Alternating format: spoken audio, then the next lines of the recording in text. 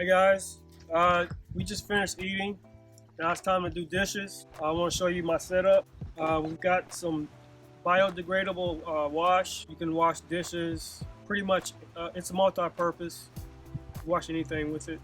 So this is for washing, and then for rinsing, and then dry.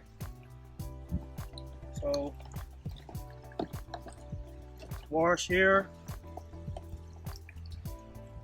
Make sure it's all clean. Rinse. Dry. That's about it. So this is where we wash our hands, and this actually used to be a soap dispenser, but we use it as washing. And this is the washing dishes area. We wash, rinse, and dry. And that's about it. Bye!